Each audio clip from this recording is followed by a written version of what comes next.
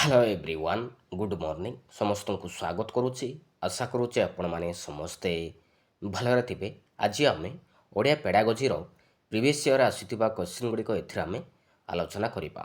तो चलतु डेरी नक आरंभ करवा क्लास। तो देखु फास्ट क्वेश्चन रही केउटी भाषा शिक्षार सर्वनिम्न दक्षता नुहे। भाषा शिक्षार सर्वनिम्न दक्षता कौटा नुहे। ऑप्शन ए देछि शुणिबा, बी रे देछि व्याकरण सूत्र जानिबा, सी रे देछि लेखिबा, डी रे देछि पढ़िबा। राइट आंसर कौटा हम? राइट आंसर होछि आपनकर ऑप्शन नंबर बी होछि आपनकर राइट आंसर।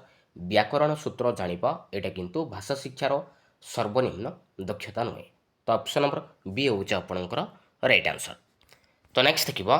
तो नेक्स्ट क्वेश्चन रहुछि मातृभाषा शिक्षक केउं स्तर को आसी शिक्षादान आरंभ करिवे। मातृभाषा शिक्षक केउं स्तर को आसी शिक्षादान आरंभ करिवे। पिलार स्तर को, ना निजर ज्ञान स्तर को, ना पठित पुस्तक स्तर को, ना पाठ्यपुस्तक स्तर को। राइट आंसर कौटा हम? राइट आंसर होछि आपनकर ऑप्शन नंबर ए। पिलार स्तर को ही आसी शिक्षादान आरंभ करिवे मातृभाषा शिक्षक। तो ऑप्शन नंबर ए जो आपनकर राइट आंसर। तो नेक्स्ट देखिबा। मातृभाषा शिक्षा देवा पूर्व शिक्षक प्रथमे कौन करिवे। मातृभाषा शिक्षा देवा पूर्व शिक्षक प्रथमे कौन करिवे। पिलाटी कौन जानिछि ता जानिबा, ना पिलाटी कौन पढ़िबो ता विषय जानिबा, ना पिलाटी मातृभाषा पई केतेक आग्रही जानिबा, ना पिलार परिवार संपर्क रे जानिबा। मातृभाषा शिक्षा देवा पूर्व शिक्षक प्रथमे कौन करिवे। कौन करिवे माने रखिबे पिलाटी कौन जानिछि ता विषय प्रथमे जानिबा आवश्यक। तो ऑप्शन नंबर ए जो आपनकर राइट आंसर। तो नेक्स्ट देखिबा। शिशुटी जन्म हेबा परे प्रथमे केउं दक्षता अर्जन करने को चेष्टा करे। शिशुटी जन्म हेबा परे प्रथमे केउं दक्षता अर्जन करने को चेष्टा करिथाय। केउं दक्षता माने रखिबे शुणिबा ना शुणिबा। तो ऑप्शन नंबर सी। तो नेक्स्ट देखिबा। पिलाटी कहिबा बेले कौनसी त्रुटि कले शिक्षक कौन करिवे। पिलाटी कहिबा बेले कौनसी त्रुटि कले शिक्षक कौन करिवे।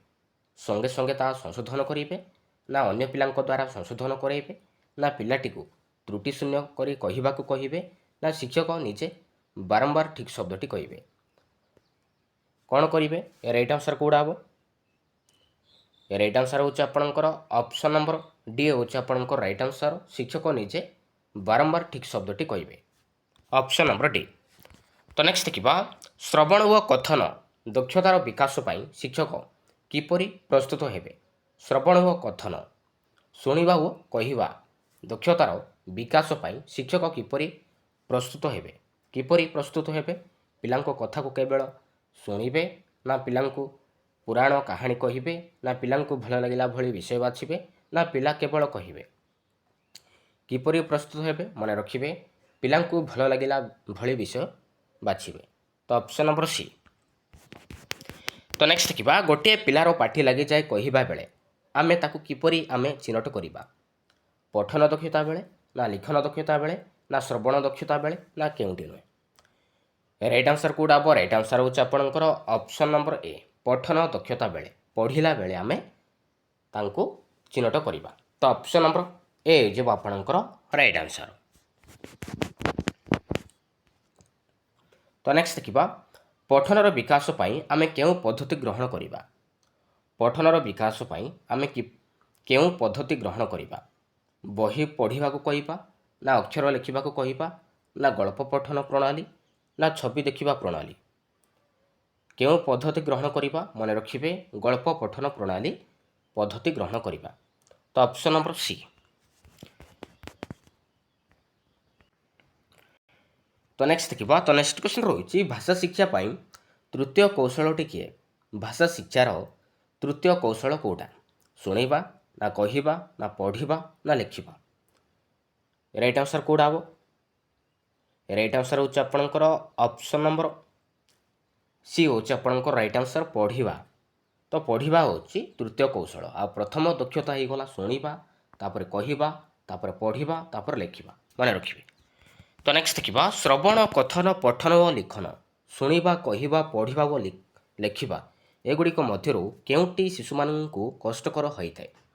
श्रवण, ना कथन, ना पठन, ना लिखन माने रखिबे लिखन। लेखिबार ଶିଶୁମାନଙ୍କୁ କଷ୍ଟକର ହୋଇଥାଏ। ତ ଅପସନ୍ ନମ୍ବର ଡି। ତ ନେକ୍ସଟ ଦେଖିବା ଲିଖନ ଦକ୍ଷତା ଅର୍ଜନ କରିବା ଶିଶୁ ପାଇଁ କଷ୍ଟକର ହୁଏ କାହିଁକି? କାହିଁକି ହୋଇଥାଏ? ଲିଖନ ପାଇଁ ଶିଶୁର ଆଗ୍ରହର ଅଭାବ, ନା ଲିଖନ ପାଇଁ ଉପଯୁକ୍ତ ପରିବେଶର ଅଭାବ, ନା ଶିଶୁ ହାତର ମାଂସପେଶୀ ଓ ସ୍ନାୟୁ ପ୍ରସ୍ତୁତ ନଥାଏ, ନା ଲେଖାର ଆବଶ୍ୟକତା ଶିଶୁ ଅନୁଭବ କରେ ନାହିଁ। କାହିଁକି ଲିଖନ ଦକ୍ଷତା ଅର୍ଜନ କରିବା ପାଇଁ ଶିଶୁ ପାଇଁ କଷ୍ଟକର ହୋଇଥାଏ? କାହିଁକି? ରାଇଟ୍ ଆନ୍ସର କେଉଁଟା ହେବ? ରାଇଟ୍ ଆନ୍ସର ହେଉଛି ଆପଣଙ୍କର ଅପସନ୍ ନମ୍ବର ସି। ଶିଶୁ ହାତର ମାଂସପେଶୀ ଓ ସ୍ନାୟୁ ପ୍ରସ୍ତୁତ ନଥାଏ, ତ ସେଥିପାଇଁ ଶିଶୁ ଲେଖିବାରେ କଷ୍ଟ ହୋଇଥାଏ। ତ ଅପସନ୍ ନମ୍ବର ସି। ତ ନେକ୍ସଟ ଦେଖିବା ପାଠ୍ୟପୁସ୍ତକମାନଙ୍କ ଭିତରେ କେଉଁ ଶ୍ରେଣୀର ପାଠ୍ୟପୁସ୍ତକଟି ସମନ୍ୱିତ ପାଠ୍ୟପୁସ୍ତକର ଅନ୍ତର୍ଗତ?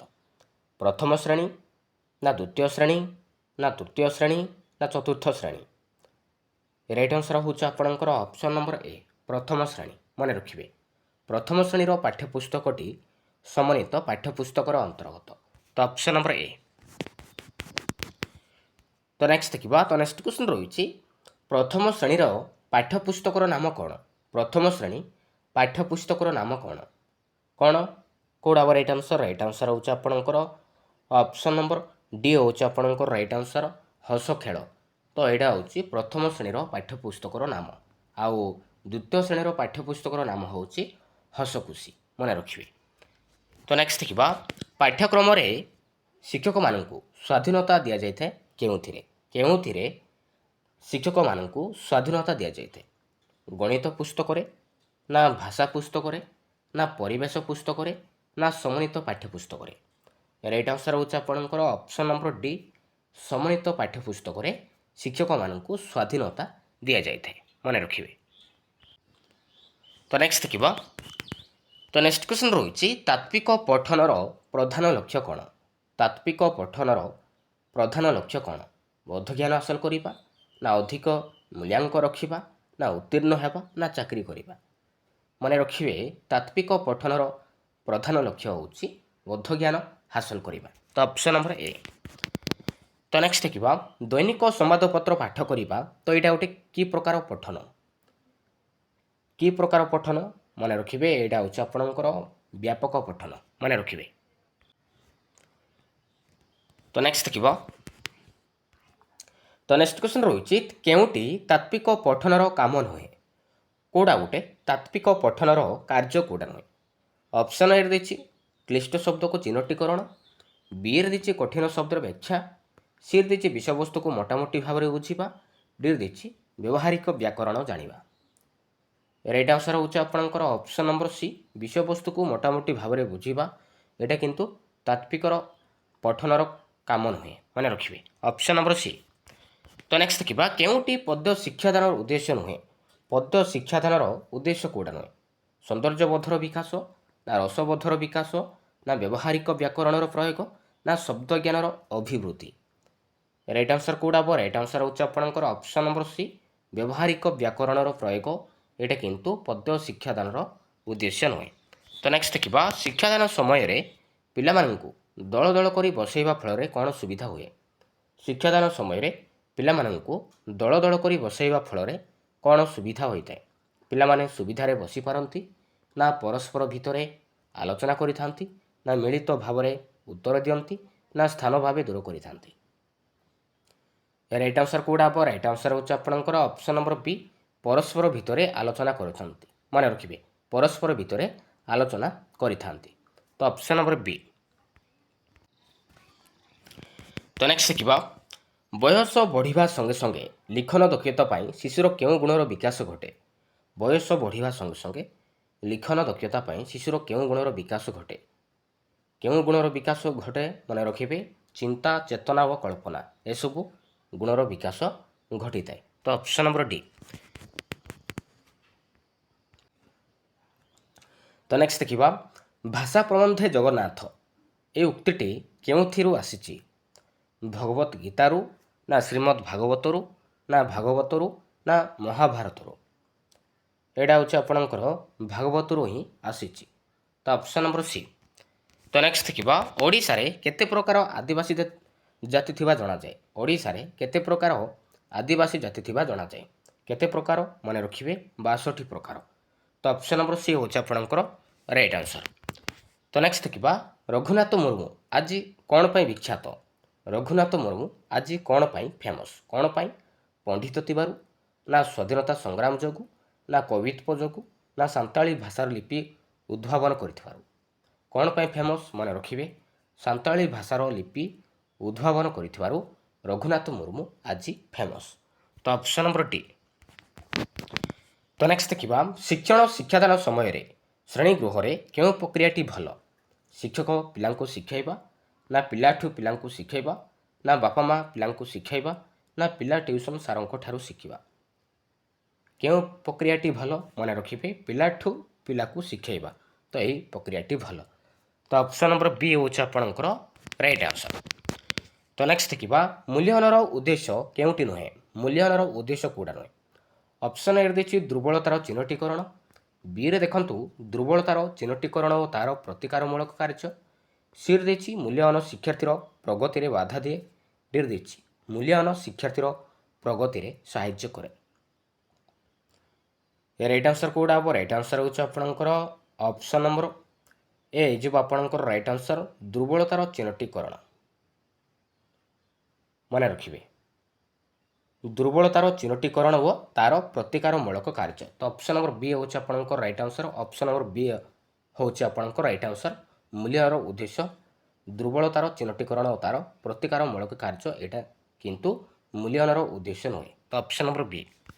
तो नेक्स्ट कि प्रथम श्रेणी रे शिशुर भाषा साहित्य रे 50% मौखिक रखा जाए कहीं कहीं रखा जाए 50% प्रथम श्रेणी रे शिशुर भाषा साहित्य रे।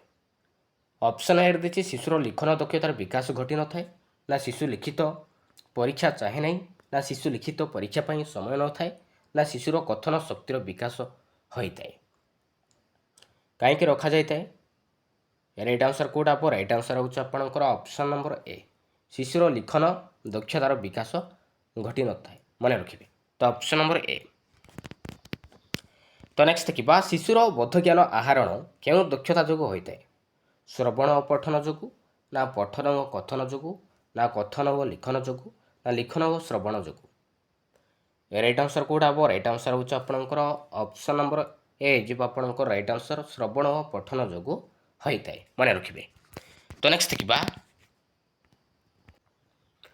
तो नेक्स्ट क्वेश्चन रही गोटे द्वितीय श्रेणी पिला भाषा रे मौखिक शतकड़ा केते थाए।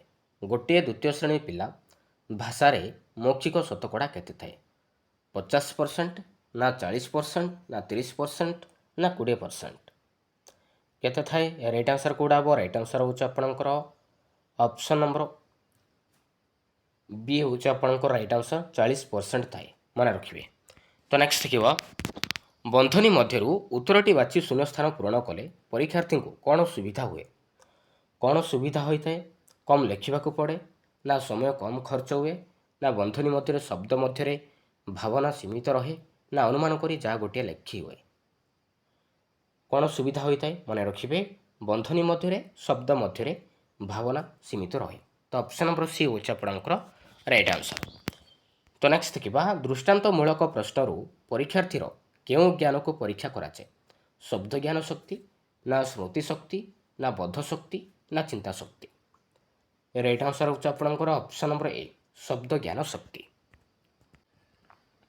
तो नेक्स्ट देखिबा केउंटी व्यापक पठनर उदाहरण कोडा गोटे व्यापक पठनर उदाहरण केवल पाठ्यपुस्तक विषय गुड़ी को पढ़ा ना पढ़ला बेले पाठ्यपुस्तक मध्य सीमित रहिबा ना बारंबार विषय वस्तु गुड़ी को पढ़ा ना पाठ्यपुस्तक सहित विविध पुस्तक अध्ययन कोडा गोटे व्यापक पठनर एग्जाम्पल कोडा। राइट आंसर होछि आपणकर ऑप्शन नंबर डी पाठ्यपुस्तक सहित विविध पुस्तक अध्ययन एटा होछि व्यापक पठनर गोटे उदाहरण। तो ऑप्शन नंबर डी। तो नेक्स्ट देखिबा केउंटी शब्दानुशीलनर उद्देश्य नुहे कोडा गोटे शब्दानुशीलनर उद्देश्य कोडा नुहे कष्ट शब्दर विश्लेषण ना कष्ट शब्दर व्याख्याकरण ना कष्ट शब्दर सरलीकरण ना कष्ट शब्दर विचारण करवा। राइट आंसर कोडा हम राइट आंसर होछि आपणकर ऑप्शन नंबर डी कष्ट शब्दर विचारण करवा। तो नेक्स्ट देखिबा तो नेक्स्ट क्वेश्चन रही गद्य शिक्षादान निमंते केउ क्रमटी ठीक ଗଦ୍ୟ ଶିକ୍ଷାଦାନର କେଉଁ କ୍ରମଟି ଠିକ୍? ଅପସନ୍ ଏ ଦେଇଛି ଶିକ୍ଷକଙ୍କ ଆଦର୍ଶ ପଠନ, ଶିକ୍ଷାର୍ଥୀଙ୍କ ଉଚ୍ଚ ପଠନ, ଶବ୍ଦାନୁଶୀଳନ, ନିରବ ପଠନ। ବିରେ ଦେଖନ୍ତୁ ଶିକ୍ଷାର୍ଥୀଙ୍କ ଉଚ୍ଚ ପଠନ, ନିରବ ପଠନ, ଶବ୍ଦାନୁଶୀଳନ, ଶିକ୍ଷକଙ୍କ ଆଦର୍ଶ ପଠନ।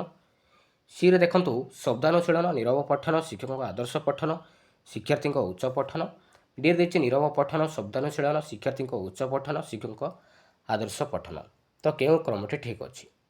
ରାଇଟ୍ ଆନ୍ସର୍ କେଉଁଟା ହେବ? ରାଇଟ୍ ଆନ୍ସର୍ ହେଉଛି ଆପଣଙ୍କର ଅପସନ୍ ନମ୍ବର ଏ, ଶିକ୍ଷକଙ୍କ ଆଦର୍ଶ ପଠନ, ତାପରେ ଶିକ୍ଷାର୍ଥୀଙ୍କ ଉଚ୍ଚ ପଠନ, ତାପରେ ଶବ୍ଦାନୁଶୀଳନ, ଲାଷ୍ଟ ରହୁଛି ନିରବ ପଠନ। ତ ଏହି କ୍ରମଟି ଠିକ୍ ଅଛି, ଅପସନ୍ ନମ୍ବର ଏ। ତ ନେକ୍ସଟ ଦେଖିବା କେଉଁଟି ଉତ୍ତମ ହସ୍ତାକ୍ଷର ଲିଖନର ଲକ୍ଷଣ ନୁହେଁ? କେଉଁଟା ଗୋଟେ ଉତ୍ତମ ହସ୍ତାକ୍ଷର ଲିଖନର ଲକ୍ଷଣ କେଉଁଟା ନୁହେଁ? ଅପସନ୍ ଏ ଦେଇଛି ଶବ୍ଦ ଶବ୍ଦ ମଧ୍ୟରେ ବ୍ୟବଧାନ ରଖିବା। ବିରେ ଦେଖନ୍ତୁ ବିରାମ ଚିହ୍ନର ବ୍ୟବହାର କରିବା। ସିରେ ଦେଇଛି ଅକ୍ଷର ଗୁଡ଼ିକୁ ନିର୍ଭୁଲ କରି ଲେଖିବା। ଡିରେ ଦେଇଛି ଧାଡ଼ି ଗୁଡ଼ିକୁ ସିଧା କରି ଲେଖିବା। ରାଇଟ୍ ଆନ୍ସର୍ ହେଉଛି ଆପଣଙ୍କର ଅପସନ୍ ନମ୍ବର ସି ହେଉଛି ଆପଣଙ୍କର ରାଇଟ୍ ଆନ୍ସର୍, ଅକ୍ଷର ଗୁଡ଼ିକୁ ନିର୍ଭୁଲ କରି ଲେଖିବା, ଅପସନ୍ ନମ୍ବର ସି। ତ ନେକ୍ସଟ ଦେଖିବା ନିମ୍ନୋକ୍ତ କେଉଁଟିରେ ଶିକ୍ଷାର୍ଥୀର ଉତ୍ତର ଲେଖିବାରେ ସ୍ୱାଧୀନତା ଅଧିକ? କେଉଁଥିରେ ଶିକ୍ଷାର୍ଥୀର ଉତ୍ତର ଲେଖିବାରେ ସ୍ୱାଧୀନତା ଅଧିକ ଥାଏ? ମୁକ୍ତ ଲିଖନ, ନା ସୂଚନାତ୍ମକ ଲିଖନ, ନା ଦୃଷ୍ଟ ଲିଖନ, ନା ଶ୍ରୁତ ଲିଖନରେ?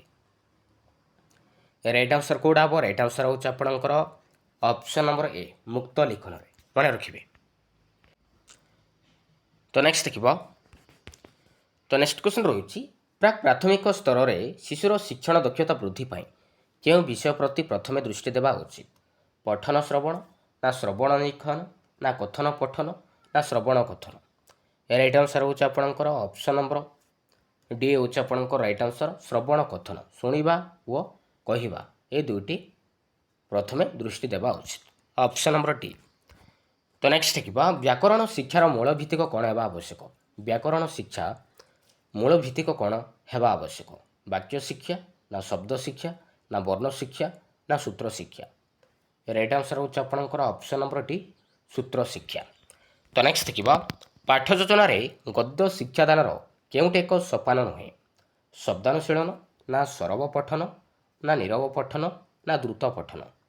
ରାଇଟ୍ ଆନ୍ସର୍ କେଉଁଟା ହେବ? ରାଇଟ୍ ଆନ୍ସର୍ ହେଉଛି ଆପଣଙ୍କର ଅପସନ୍ ନମ୍ବର ଡି, ଦ୍ରୁତ ପଠନ, ମନେ ରଖିବେ।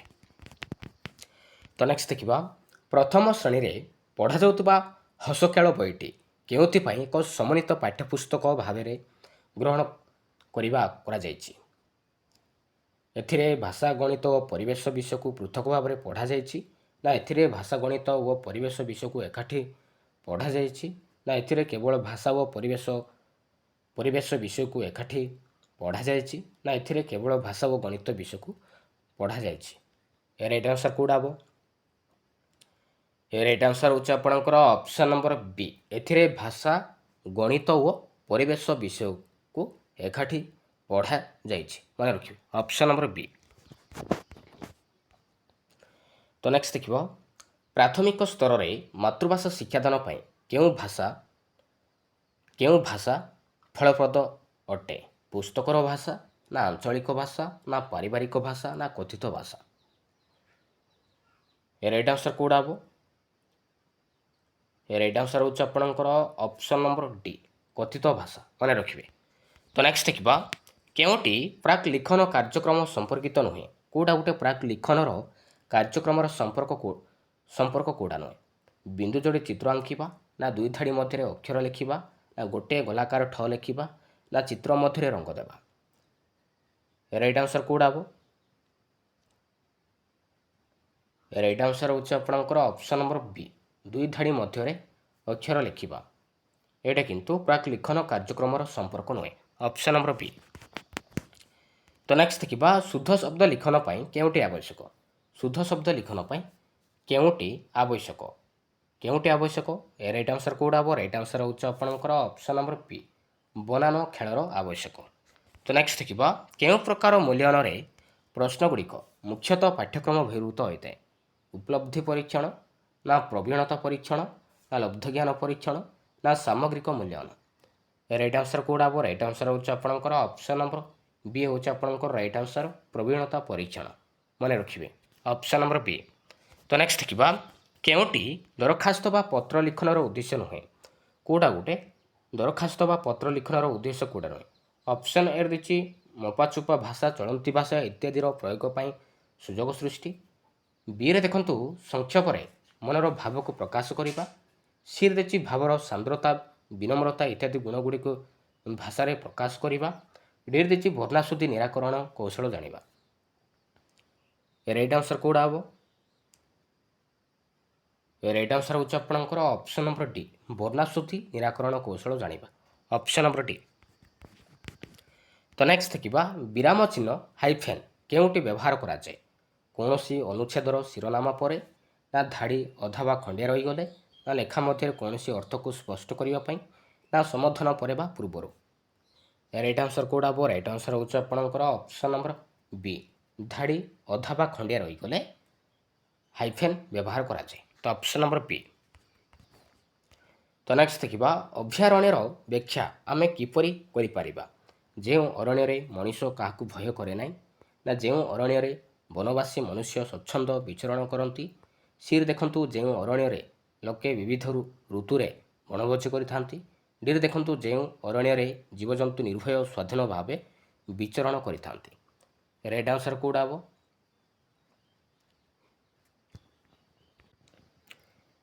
ରାଇଟ୍ ଆନ୍ସର ହେଉଛି ଆପଣଙ୍କର ଅପସନ୍ ନମ୍ବର ଡି, ଯେଉଁ ଅରଣ୍ୟରେ ଜୀବଜନ୍ତୁ ନିର୍ଭୟ ଓ ସ୍ୱାଧୀନ ଭାବେ ବିଚରଣ କରିଥାନ୍ତି। Option number D.